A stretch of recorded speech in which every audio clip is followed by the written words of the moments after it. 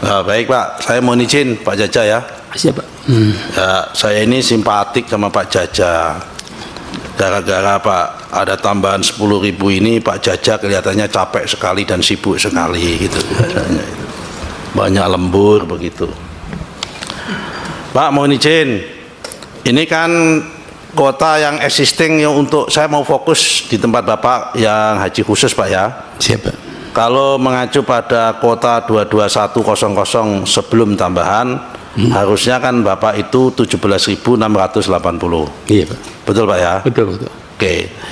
Kemudian dengan adanya tambahan 10.000 menjadi 27.680. Betul Pak ya? Iya. Oke. Padahal kalau harusnya dibagi proporsional undang-undang kan hanya tambah 1.400, 1.600. Tapi udahlah itu nanti ini perdebatan lain yang kita udah perdebatkan kemarin. Nah, saya ingin tahu dulu Pak, yang ringan-ringan dulu Pak. Total daftar antrian haji khusus itu sekarang jumlah totalnya berapa Pak? Kalau haji reguler kan 5, sekian juta itu. Kalau yang haji khusus ini ada berapa yang antrian hari ini?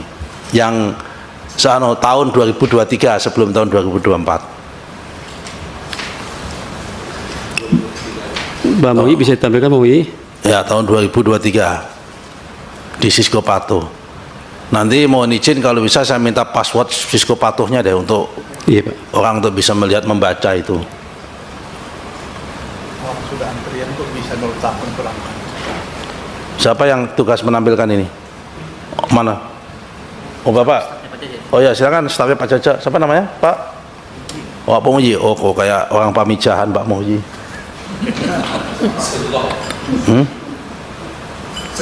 Ya kan itu. Izin Pak Ketua.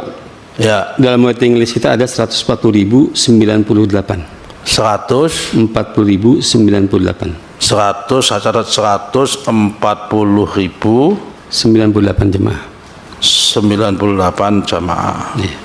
Kalau dibagi sekitar 17.680 itu berarti antriannya berapa tahun Pak? Coba dibagi Pak Muji. 7 tahunan berarti sekitar ya. Ya kan? 7 tahun gitu. Oke Pak. Nah, karena antriannya 7 tahun ya Pak ya. Iya Pak. Oke.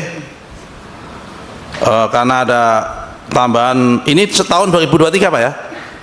Atau setelah berangkat tahun 2024 ini? Istilah ini Pak, setelah berangkat ini. Setelah berangkat? Iya. Berarti tambah 10.000 Pak. Kan saya tanya sebelum berangkat. Iya. Oh ini Pak dikurangi yang berangkat ini Pak. Ini. Makanya enggak. Iya, iya. Ya oke. Iya. Ini kan yang hari ini kan? Iya Pak. Berarti kan udah termasuk yang berangkat kan? Oke. Nah oke. Ini semua sudah memenuhi syarat tentunya kan, yang Sisko Patuh itu kan. Dalam arti syarat tidak pernah naik haji. Iya. Kalau tahu udah pernah naik haji di 10 tahun sebelumnya. Iya. Intinya Pak Wahid nggak boleh masuk di situlah. Iya Pak. Pak Wahid, Pak Maman nggak boleh masuk situlah karena tahun lalu berangkat, tahun sebelumnya berangkat begitu kan. Nah, termasuk saya juga boleh masuk lah kita kira-kira begitu. Kecuali pakai visa Furdah gitu kan. Nggak boleh masuk di Sisko Patuh ini. Clear Pak ya? Iya. Oke, clear. Nah, kemudian pertanyaan kedua,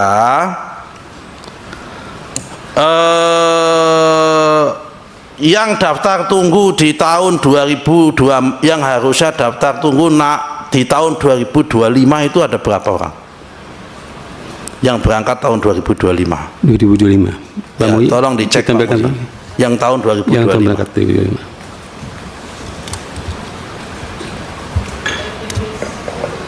Waiting list yang harusnya berangkat tahun 2025.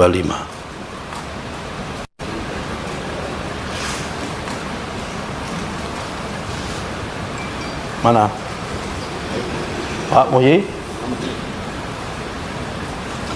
Tampilkan. Kan disuruh jawab Bapak tadi.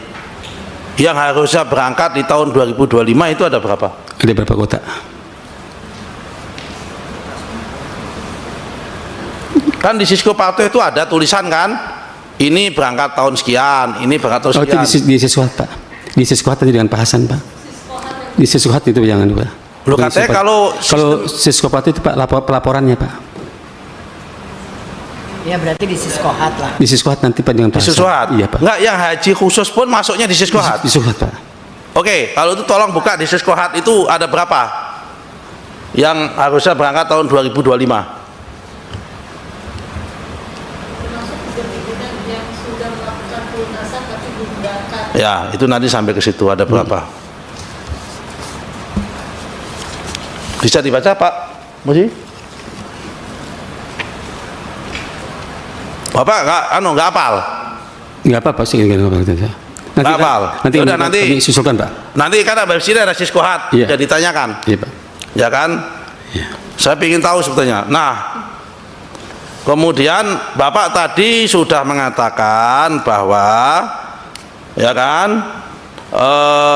yang kalau mengacu pada penjelasannya Pak Dirjen, ya kan, Pak Dirjen ini nggak saya tambah, nggak saya kurang dari atasan Bapak. Ini loh, materinya ini.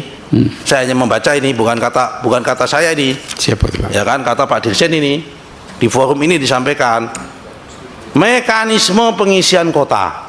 Oke. Tahap 1 urut nomor porsi. Betul Pak. Betul kan? Betul. Ada berapa yang urut nomor porsi yang dari 10.000 itu?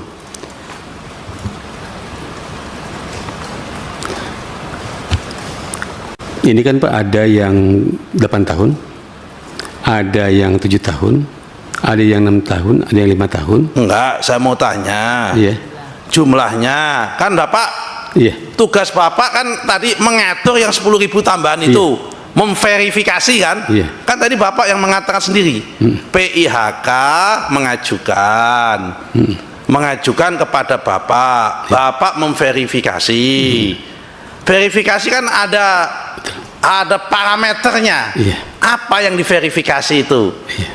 Memenuhi syarat-syaratnya apa tidak? Betul apa betul? Betul. Betul Pak ya?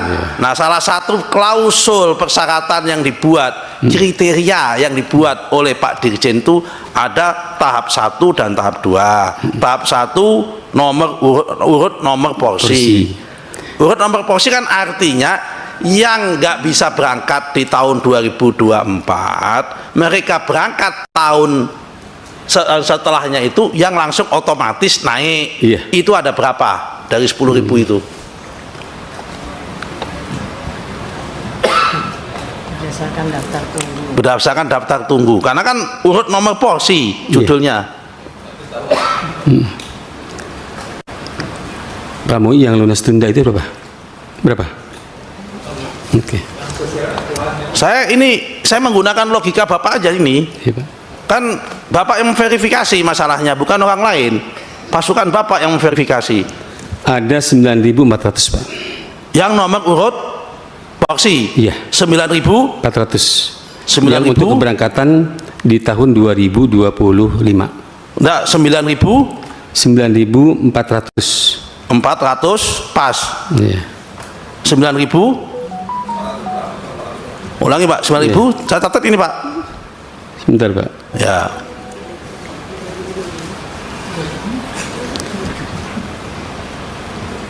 Pak Mui bisa 9.400 itu ya? Iya. Ini Pak 9.400. Pas. Iya. Kosong-kosong. Iya. 9400. Iya. Oke. Itu Pak. Berarti tinggal sisa 600 dong.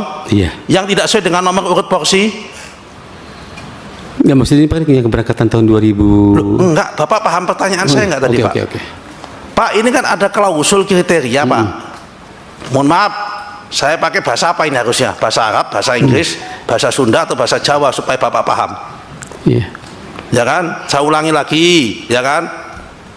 Berdasarkan penjelasan dari Bapak tadi, ya kan, ketika ditanya oleh Al-Mukarram Syekh Iskan Kolbi apa? Kolbalubis, ya kan? Siapa yang mengatur penentuan ini? PIHK. Habis PIHK ngapain? PIHK dibawa ke tempat Bapak untuk diapain? Diverifikasi lolos atau tidak lolosnya. Yang memverifikasi siapa? Saya tim kami Pak. Oke, mau tim mau siapa kan di bawah Bapak. Betul kan? Betul. Namanya memverifikasi itu kan ada ketentuan-ketentuan apanya yang diverifikasi. Betul kan? Nah, ketentuannya ini berdasarkan keterangannya Pak Dirjen. Iya. Saya nggak membuat saya ini. Parameternya Pak Dirjen mengatakan yang dinyatakan lolos tahap pertama 1 urut nomor porsi. Iya. Nah, berapa jumlahnya urut nomor porsi? Bapak mengatakan 9.400. Betul? Iya. Betul? Iya, Pak. Betul, oke. Berarti kan yang urut nomor porsi, berarti yang lainnya kan yang tidak urut nomor tinggal 600 dong. Tapi anu Pak, dari 9.400 yang melunasi Pak, itu ada 4.200. Enggak, saya tanya yang 10.000. Iya Pak. Inti Pak, dari urut porsi semua Pak, itu kan ada 10.000. Oke. Iya. Terus kan urut porsi ada 9.400. Oke, yang nomor urut porsi, oke. Iya, yang melunasi itu ada 4.200. Jadi masih ada sisa kuota itu adalah dikurangi dari petugas Pak. Itu Entar dulu Pak. Ya kan saya mau tanya yang berangkat. Jadi oke, bagus keterangan Bapak. Jadi kalau berdasarkan nomor urut porsi ada 9.400. Tapi ternyata ketika diumumkan itu dia nggak mengambil haknya karena nggak mampu melunasi. Kira-kira begitulah. iya Pak. Ada berapa yang melunasi, ada berapa? Tadi kan saya disampaikan Pak bahwa untuk yang jamaah 10.000 itu kan ada 9.400 yang urut porsi. Ya. Yang memenuhi syarat. Ya, yang melunasi. Yang melunasi itu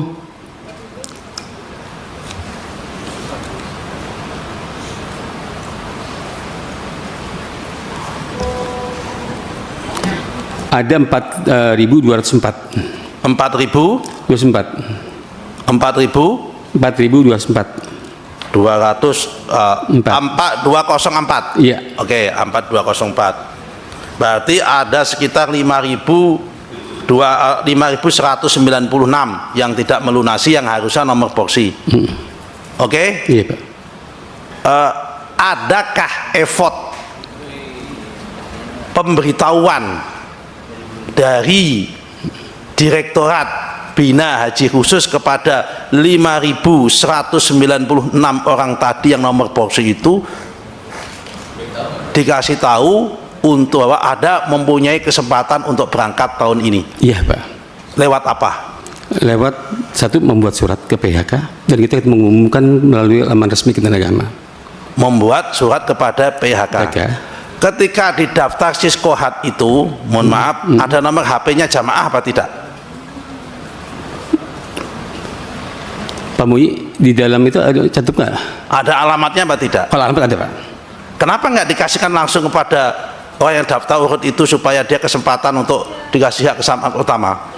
Nah ini mungkin Pak yang Gini Pak, ya, Iya. ini Pak.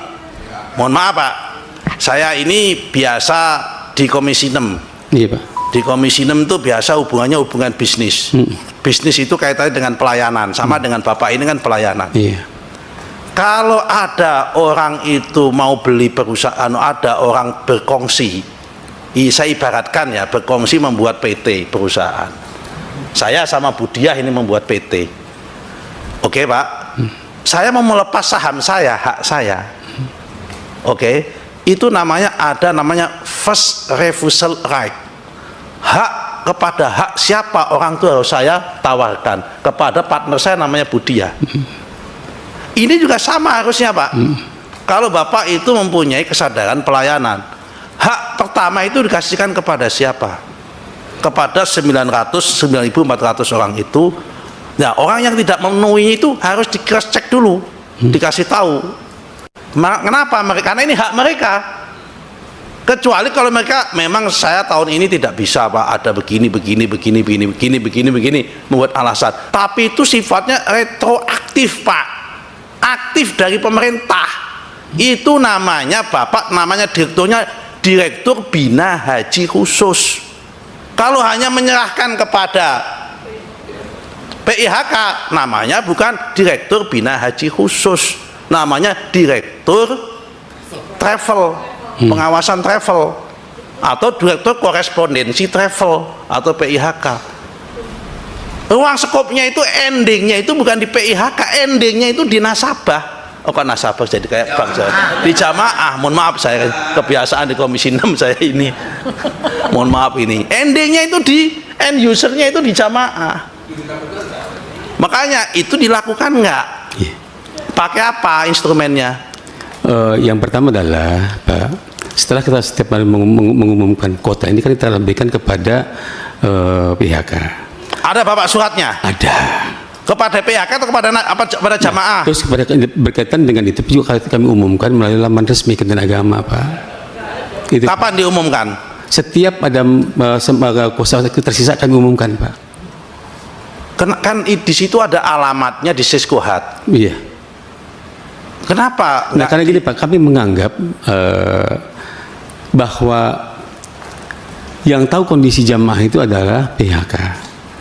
Memang ini Pak belum kami lakukan untuk yang langsung ke jamaah, Pak. Ini Bapak parah kalau gini Pak, manajemennya Pak. Enggak, Iya. begini Pak. Pak ya, mohon maaf Pak. Bapak ini Direktur Bina Haji Khusus. Tupoksi Bapak itu pelayanan, salah satunya pelayanan jamaah Pak. Nah, dalam konteks mitigasi resiko Pak, itu namanya Bapak harus tahu namanya KYC Pak. Know your customer Pak. Customer di sini jamaah. Jamaahnya itu siapa? Dia siapa, laki-laki atau perempuan, ini tempat tinggalnya di mana, kondisinya apa. Ini mohon maaf, saya beropini ini. Standar pelayanan Bapak di bawah SNI Pak. Di bawah standar nasional Indonesia kalau begini Pak. Belas orang bejaji kalau bahasa orang Jawa bilang ini. Mohon maaf ini Pak, saya beropini Pak. Harusnya itu begitu ada kayak gini disuratin Pak. Feedbacknya dia kayak apa di situ? Ini kalau kita mengutamakan jamaah. Kalau dengan mekanisme seperti ini Pak, kenapa? Karena Bapak punya datanya, daftar jamaah itu di mana? Di Siskohat. Kecuali kalau Bapak menembak di dalam angin kosong, nggak punya daftar jamaahnya. Kan begitu Pak Wahid? Kalau Pak gini Pak, mohon maaf, saya orang awam, bukan penyidik APH, DPR biasa, patut kalau saya mempunyai kecurigaan ada unsur kesengajaan. Karena apa? Ada proses yang harusnya disampaikan kepada orang berhak tidak dilakukan dengan baik. Kalau kesimpulannya seperti ini, nah ini udah gak apa-apa, ini catatannya like-nya di situ. Oke, satu ini. Oke, Bapak nggak bisa jawab, nggak apa-apa ini. Clear Pak ya? Nah, dari sini ya. Poin kedua Pak, yang lansia ada berapa? Saya mau cek satu-satu aja. Yang lansia 1% Pak. 1% itu berapa dari 10.000 itu? Pak Mui, sampaikan Pak Mui. Berarti kan 100 kalau 1%.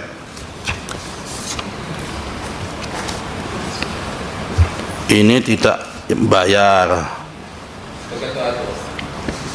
Catatan yang saya miliki itu lebih kuat peranan jemaah atau PHK, berarti PHK lagi itu memperkuat kedua yang saya itu.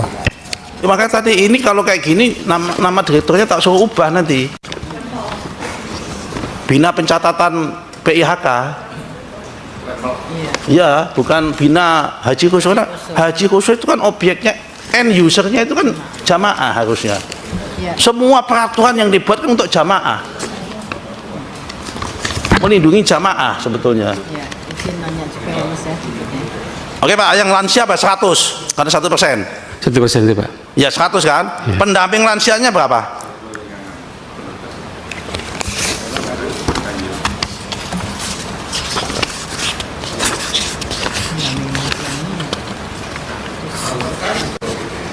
Iya. Lu kan pakai logika aja kita Pak. Jangan sampai lansianya 100, pendamping lansianya 1000. Hah?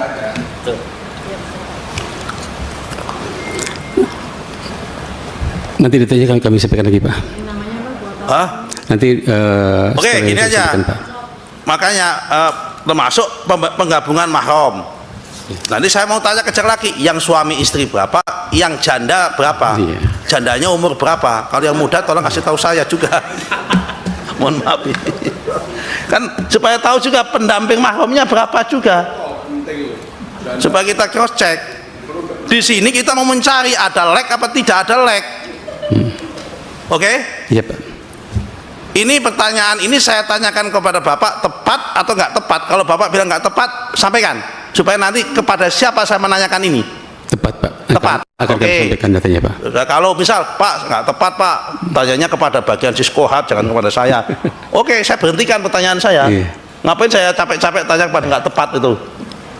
Oke Pak ya. Siap, Pak. Nah, termasuk berapa yang lunas tunda ganti nomor urut berikutnya berbasis PIHK. Nah, saya mau kejar sebenarnya pertanyaannya beliau tadi. Disinilah letak moral hazardnya. Ada unsur subjektivitas yang Bapak ini saya lihat ada unsur tekanan nggak mau mengaku di dalam forum ini. Apa unsur subjektivitasnya? Kenapa yang ini ada PIHK yang mengajukan dipanggil untuk pelunasan, yang lain tidak dipanggil untuk pelunasan?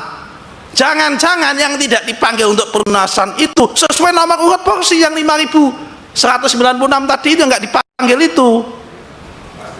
Ada apa ini? Kan orang jadi bertanya-tanya, wajar.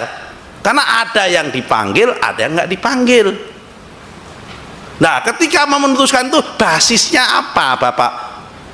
Kenapa sih dari PIHK X dapat 100, yang DPP PIHK misal ini PIHK Y katakanlah Azikro dapat 6, kenapa Al-Aqsa Juru Dakwah Al-Bayan Permata Ujas dapat 102? Ini saya sampling aja Pak, membaca dari daftar Bapak ini. Apa karena mereka yang ngajuin cuma segitu? Apa mereka yang ngajuinnya itu diverifikasi, yang lain yang lolos cuma segitu? Dan kenapa ada yang lain yang ngajuin kok nggak dapat? Nah, ini kan pertanyaan. Apa sebab musabab? Apa pasal? Apakah dia melanggar ketentuan yang digunakan untuk ini dari Pak Dirjen ini? Nggak bisa. Kuota lansia sudah penuh, bisa jadi. Atau apa? Nggak bisa, nggak sesuai nomor urut porsi. Kan bisa jadi alasannya. Kenapa? Kenapa yang nomor urut porsi nggak dipanggil daripada dia ingin melunasi? Kenapa yang nggak pakai nomor urut porsi dipanggil untuk melunasi? Itu pertanyaannya Pak. Iya. Apa sebab? Yang pertama Pak, untuk pengisian kuota ini kan adalah berbasis PIHK Pak. Dapatnya kuota nasional. Tahu Pak, udah Iya. nggak usah sambut. Iya. Bapak yang memverifikasi. Iya. Saya nggak memperbalikan pada PIHK. Iya. Ya kan kalau soal itu jangan diulangi lagi. Iya. Di level itu kami setuju, paham. Yang kami tanyakan adalah ada PIHK yang mengajukan, menurut dia memenuhi syarat, tidak dipanggil perintah untuk melunasi. Kenapa ada yang dipanggil untuk perintah melunasi? Unsurnya apa yang ini dipanggil, yang ini tidak dipanggil? Pertimbangannya. Inilah Pak yang terus terang saya juga kaget juga ya mendengar pada hari ini Pak. Karena selama ini yang saya sampaikan kepada kawan-kawan kepada staf saya sampaikan, siapapun yang telah memenuhi mutu porsi harus sebagaimana porsinya, berangkat tahun ini. Kecuali mungkin mereka sudah berikan kesempatan tapi tidak melunasi, itu hak lain atau hal lain. Ya betul Pak. Betul. Itu Pak. Tetapi adalah kewajiban kita adalah menyampaikan kepada jamaah melalui PHK Pak, agar segera melakukan itu. Tapi setelah saya mendapat hari ini informasi tadi Pak, saya terus terang Pak cukup kaget. Pak, mohon maaf Pak, saya kira ini masalahnya begini Pak ya. Iya, Mohon maaf Pak ya, saya anggota DPR, Pak Marwan anggota DPR, Iya. Budia anggota DPR, semua anggota DPR di sini, Bapak pejabat, Iya. ya kan, sama-sama manusia. Kita ini insan semua Pak. Pak Marwan ada yang ngadu kepada Pak Marwan. Di konstituennya bisa jadi yang lain tempat, aku juga ada yang ngadu. Makanya saya tanyakan pertanyaan. Mungkin bapak-bapak yang lain juga ada yang mengadu dengan proses yang sama, betul kan? Masa sih ketika DPR jamaah itu ngadu ke DPR, kemudian pihak kementerian nggak tahu? Biasanya Pak, namanya orang sampai ke anggota DPR itu, kalau sudah di kementerian itu mentok nggak terlayani, harusnya pemerintahan itu tahu lebih dahulu. Biasanya. Iya. Karena apa? Jamaah nggak mungkin mau ngadu ke DPR kalau di sana dinyatakan sudah nggak ada masalah. Ini logika orang. Iya. Jadi saya jujur saja ya meragukan tatapan mata Bapak. dengan mengatakan baru tahu hari ini. Saya meragukan tatapan mata Bapak. Iya. Ya ini kan Pak, pernyataan saya ini yang telah bersumpah oleh Bapak kemarin. Ya nggak apa-apa, Bapak sumpah nggak Iya. apa-apa. Tapi nanti Bapak ini sendiri loh, Bapak punya anak, punya cucu loh Pak. Iya Pak. Makanya kalau nanti Bapak bertanggungjawabkan ternyata Bapak hidupnya susah, jangan salahkan kita loh Pak. Oh. Karena Bapak yang membuat keterangan yang beranu loh Pak. Iya. Yang nggak sesuai loh Pak, gitu loh. Nggak apa-apa, itu kalau memang seperti itu. Nah sekarang yang penting, sekarang saya ingin tahu jawabannya ini kenaan apa, diverifikasi lanjut berapa yang mahram, berapa yang ini semua.